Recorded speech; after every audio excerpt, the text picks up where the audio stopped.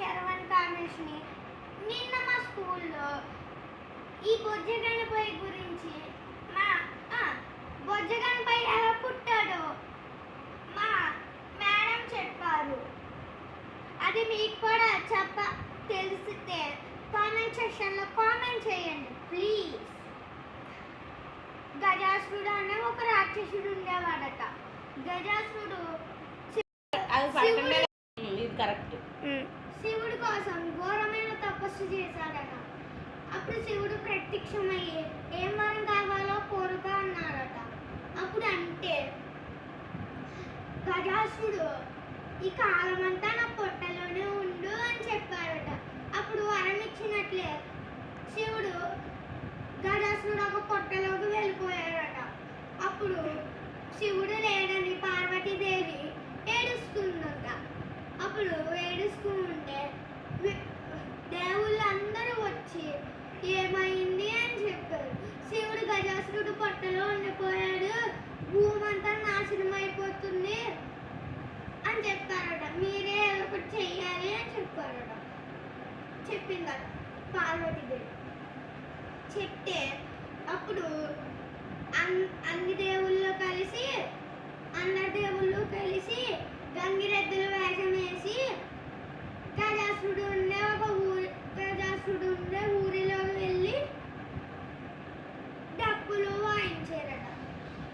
వాయించి నచ్చితే గజాసురుడు తన ఇంటిలోంచి బయటికి వచ్చి మీకు ఏమైనా కావాలో కోరుకోండి నేను ఇస్తాను అని చెప్పారట. అప్పుడు మీ పొట్టలో శివుడు ఉన్నాడు కదా, ఆ శివుడు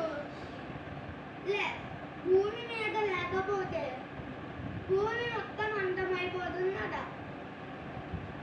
అప్పుడు నంది ఇలా చీల్చి శివుడిని బయటికి తీసుకొచ్చిందట. అప్పుడు తీసుకొస్తే శివుడు గజాసురుడికి ఒక వరం ఇచ్చాడట. తన పుత్రుడు శివుడికి ఏదైనా బాబు కానీ ఎవరైనా పుడితే తన నీ తనలోనే పుడతాడు అని చెప్పారట. అంటే ఈయన తనలోనే పుడతారని చెప్పారట. అన్ని చెప్పితే శివుడు వచ్చేస్తున్నాడు అని చెప్పి పార్వతీదేవి పసుపు తీసుకుని పసుపుని రుద్దితే నలుగు వస్తుంది కదా, నలుగుతో స్నానం చేయాలనుకుంది. అప్పుడు పసుపు తీసుకుని ఒక అబ్బాయిని చేసి తనకి ప్రాణం పోస్తాడట. పోస్తే తన స్నానానికి వెళ్తున్నాడని చెప్పి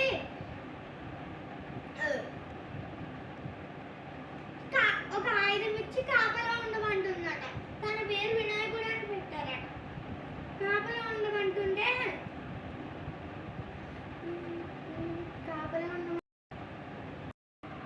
ఎవరిని లోపలికి రానివ్వద్దు అని చెప్పి లోపలికి వెళ్తున్నాడు. లోపలికి వెళ్తే ఆ సమయంలోనే శివుడు వచ్చాడట. శివుడు వినాయకుడిని చాలా బతిమాలాడట. అప్పుడు వినాయకుడు అసలు ఒప్పుకోలేదట. అప్పుడు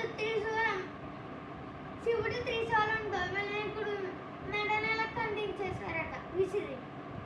అప్పుడు ఖండిస్తే పార్వతీదేవి రెడీ అయి వచ్చి నా పుత్రుడు శిరస్సు ఖండించిపోయిందని ఏడుస్తూ ఉన్నాడు. అప్పుడు శివుడు నంది వీళ్ళందరికీ ఒక ఆజ్ఞ ఇచ్చారట. ఏంటంటే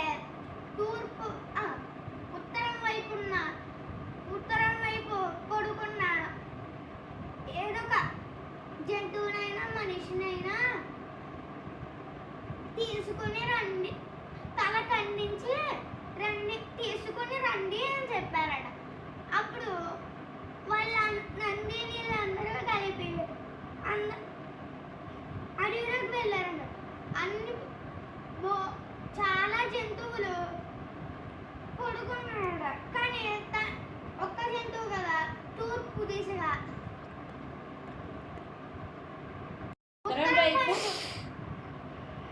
ఉత్తరం వైపు పడుకోలేదు, తల పెట్టుకోలేదట. ఉత్తర తలపెట్టి అప్పుడే పుట్టిన ఒక ఏనుగు పిల్ల ఉత్తరం వైపు తలపెట్టుకుని నిద్రిస్తుందట. అది చూసి నంది వాళ్ళు తన మెడని ఖండించి తీసుకుని వచ్చి శివుడికి ఇచ్చారట. అప్పుడు ఇస్తే శివుడు తనకి తలపెట్టి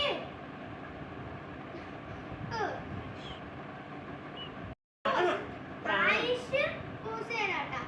అప్పుడు పోస్తే అప్పుడు అప్పుడు తల మొత్తం శరీరం అంతా తెల్లగా ఉంటే తల ఒక్కటే నల్లగా ఉందని మళ్ళీ పార్వతీదేవి ఏడుస్తుందట. అప్పుడు ఏడుస్తూ ఉంటే అందరి దేవుళ్ళు వచ్చి వినాయకుడు ఒక్కొక్క వరం ఇచ్చారట. దేవి తన కొడుకు పార్వతీదేవి ఒక కొడుకు అంగవికారంగా ఉన్నాడని బాధపడుతున్నాడు. అప్పుడు అందరు దేవుళ్ళు వచ్చి ఒక్కొక్క